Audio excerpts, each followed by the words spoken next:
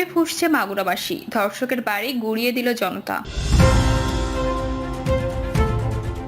বাংলাদেশের গুরুত্বপূর্ণ সংস্কারে পাশে থাকবে জাতিসংঘ, বললেন গুতেরেসে।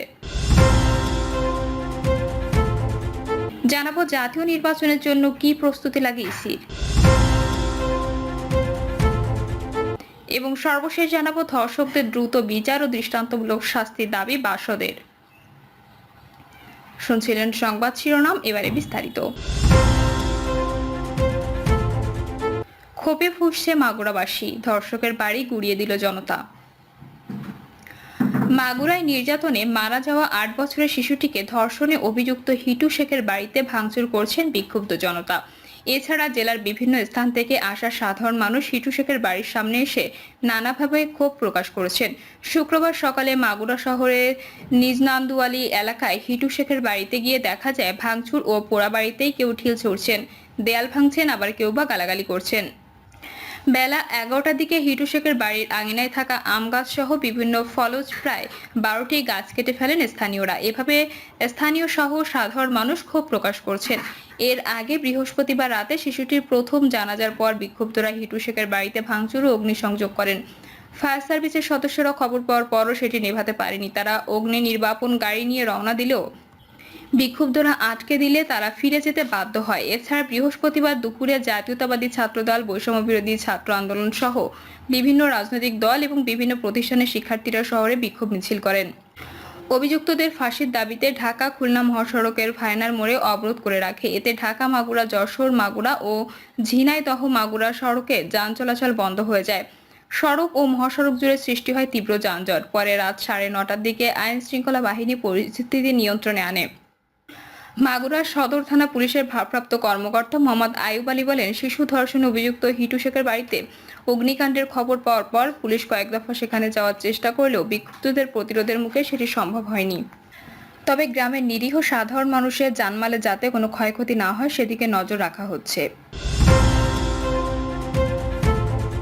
বাংলাদেশের গুরুত্বপূর্ণ সংস্কারে পাশে থাকবে জাতিসংঘ, বললেন গুতেরেসে। উষ্ণ অভ্যর্থনা জানানোয় প্রধান উপদেষ্টা ডক্টর মোহাম্মদ ইউনূস অন্তর্বর্তী সরকার ও বাংলাদেশের মানুষের প্রতি কৃতজ্ঞতা জানিয়েছেন জাতিসংঘ মহাসচিব অ্যান্তোনিও গুতেরেসে। তিনি বলেছেন, গুরুত্বপূর্ণ সংস্কারে বাংলাদেশের পাশে থাকবে জাতিসংঘ। পোস্টে জাতিসংঘ মহাসচিব বলেন, বাংলাদেশের বর্তমান সংস্কার ও পরিবর্তনে জাতিসংঘ সবসময় পাশে থাকবে। তিনি বলেন, আমি অন্তর্বর্তী সরকারের প্রধান উপদেষ্টা ডক্টর মোহাম্মদ ইউনূস এবং বাংলাদেশের জনগণকে তাদের উষ্ণ অভ্যর্থনার জন্য ধন্যবাদ জানাই। জাতীয় নির্বাচনের জন্য কি প্রস্তুতি লাগে ইসির? আগামী ডিসেম্বরের মধ্যে জাতীয় সংসদ নির্বাচন সম্পন্ন করতে চায় অন্তর্বর্তী সরকার। নির্বাচন কমিশন বলছে, ওই সময় নির্বাচন আয়োজন করতে হলে অক্টোবরের মধ্যে তাদের প্রয়োজনীয় প্রস্তুতি সেরে ফেলতে হবে। ইতিমধ্যে প্রস্তুতি শুরুও করেছে তারা, কিন্তু জাতীয় নির্বাচন করতে কি কি প্রস্তুতি লাগে কমিশনের সেই প্রশ্ন উঠতে পারে অনেকের মনেই। ইসির কর্মকর্তারা বলছেন, মোটা দাগে নির্বাচনের প্রস্তুতির মধ্যে আছে ছবি সহ একটি স্বচ্ছ ভোটার তালিকা তৈরি, সংসদীয় আসনের সীমানা পুনর্নির্ধারণ, ভোট কেন্দ্র স্থাপন, ভোটের প্রয়োজনীয় কেনাকাটা, নির্বাচনী দায়িত্ব পালনকারী কর্মকর্তাদের নিয়োগ ও প্রশিক্ষণ, নতুন রাজনৈতিক দলের নিবন্ধন ও দেশি পর্যবেক্ষক সংস্কার নিবন্ধন দেওয়ার মতো কাজগুলো। এর মধ্যে বেশ কিছু প্রস্তুতি নির্বাচনের তফসিল ঘোষণার আগে শেষ করতে হবে, আর কিছু প্রস্তুতি নিতে হয় তফসিল ঘোষণার পর। গত ৪ জাতীয় সংসদ নির্বাচনের আগে দেখা গেছে, নির্বাচনের প্রস্তুতির অংশ হিসেবে ইসি নিজে নির্বাচনী আইনবিধি পর্যালোচনা করে প্রয়োজনীয় সংশোধনীর প্রস্তাব করেছিল। নির্বাচনের আগে নিবন্ধিত রাজনৈতিক দলগুলোর সঙ্গে সংলাপও আয়োজন করা হয়েছিল। নির্বাচনের ২-১ বছর আগে থেকেই কর্মপরিকল্পনা ঘোষণা করে শুরু করা হয়েছিল প্রস্তুতিমূলক কাজ। নির্বাচনের সবচেয়ে গুরুত্বপূর্ণ প্রস্তুতিমূলক কাজ হলো ভোটার তালিকা তৈরি ও সংসদীয় আসনের সীমানা পুনর্নির্ধারণ করা। ভোটার তালিকা তৈরি করা ইসির সাংবিধানিক দায়িত্ব। ভোটার তালিকা আইন অনুযায়ী ইসি প্রতি বছর ২রা জানুয়ারি থেকে ২রা মার্চের মধ্যে তালিকা হালনাগাদ করে। এছাড়া প্রয়োজনে যে কোনো সময় তালিকা সংশোধন করতে পারে ইসি। আগামী সংসদ নির্বাচন সামনে রেখে ২রা মার্চ চূড়ান্ত ভোটার তালিকা প্রকাশ করা হয়েছে। চলতি বছরের হালনাগাদ কার্যক্রমও চলছে। এর অংশ হিসেবে বাড়ি বাড়ি গিয়ে তথ্য সংগ্রহ করা হয়েছে। আগামী জুন নাগাদ হালনাগাদ কার্যক্রম শেষ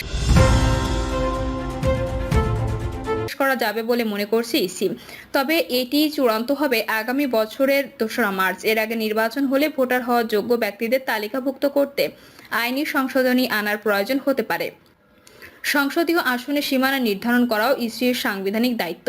৩০০ আসনে সীমানা নির্ধারণ করা আছে। আইন অনুযায়ী কোনো আদমশুমারির পর অনুষ্ঠিতব্য জাতীয় নির্বাচনের আগে ও ইসি চাইলে যে কোনো জাতীয় নির্বাচনের আগে সংসদীয় আসনের সীমানা পুনর্নির্ধারণ করতে পারে। নির্দিষ্ট আইনের ভিত্তিতে কাজটি করতে হয়। সীমানা পুনর্নির্ধারণের খসড়া প্রকাশ করে শুনানির মাধ্যমে দাবি আপত্তি নিষ্পত্তির পর আইন বিন্যাস চূড়ান্ত করা হয়। পুরো প্রক্রিয়া শেষ করতে একটু দীর্ঘ সময় প্রয়োজন হয়। একাদশ সংসদ নির্বাচনের আগে সীমানা পুনর্নির্ধারণের ১.৫ মাস ও সর্বশেষ দ্বাদশ সংসদ নির্বাচনের আগে এই কাজে ৪ মাসের মতো সময় নিয়েছিল ইসি। ভোট কেন্দ্র স্থাপন আরেকটি গুরুত্বপূর্ণ কাজ। সাধারণ বিভিন্ন এলাকায় শিক্ষা প্রতিষ্ঠানগুলোই ভোট কেন্দ্র হিসেবে ব্যবহার করা হয়। এজন্য একটি নীতিমালা আছে। ভোটের অন্তত ২৫ দিন আগে ভোট কেন্দ্র চূড়ান্ত করে গেজেট প্রকাশ করতে হয়। সাধারণত জাতীয় নির্বাচনের আগে নতুন রাজনৈতিক দলে নিবন্ধন দিয়ে থাকে ইসি।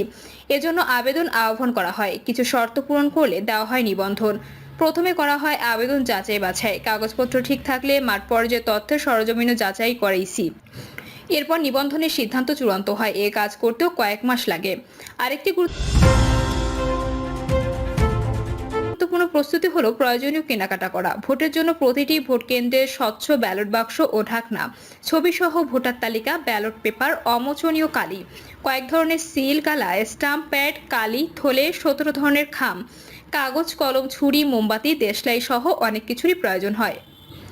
এর মধ্যে ব্যালট পেপারের কাগজ সাধারণত দেওয়া হয় রাষ্ট্রায়ত্ত কর্ণফুলী পেপার মিল থেকে। ভোটের বেশ আগে ভাগেই তাদের কাছে চাহিদাপত্র দেওয়া হয়, আর প্রার্থিতা চূড়ান্ত হওয়ার পর ব্যালট পেপার ছাপা হয় সরকারি ছাপাখানায়। এর বাইরে অন্য সামগ্রীর বেশ কিছু কিনতে হয় উন্মুক্ত দরপত্রের মাধ্যমে। এ কারণে কিছুটা লম্বা সময় প্রয়োজন হয় কেনাকাটায়।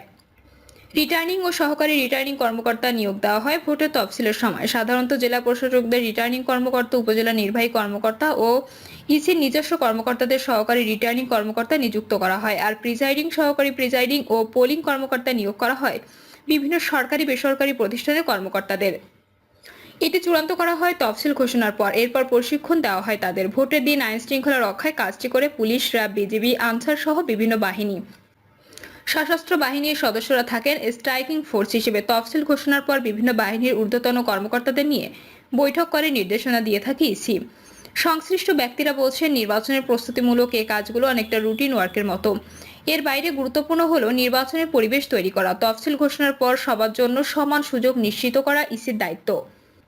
এর আগে পরিবেশ তৈরির মূল ভূমিকা সরকার ও দলগুলোর। অন্তর্বর্তী সরকারের গঠন করা নির্বাচন ব্যবস্থা সংস্কার কমিশনের প্রধান ছিলেন সুশাসনের জন্য নাগরিক সম্পাদক বদিউল আলম মজুমদার। তিনি বলেন, নির্বাচনের প্রস্তুতির ক্ষেত্রে ভোটার তালিকা তৈরি ও আসনের সীমানা পুনর্নির্ধারণ এই দুটি কাজে একটু বেশি সময় প্রয়োজন হয়। প্রস্তুতির বাকি কাজগুলো আসলে চলমান প্রক্রিয়া, এর জন্য বেশি সময় প্রয়োজন হয় না। বদিউল আলম মজুমদার বলেন, এসব প্রস্তুতির পাশাপাশি গুরুত্বপূর্ণ হলো নির্বাচন কমিশনের উপর আস্থা ও নির্বাচনের পরিবেশ।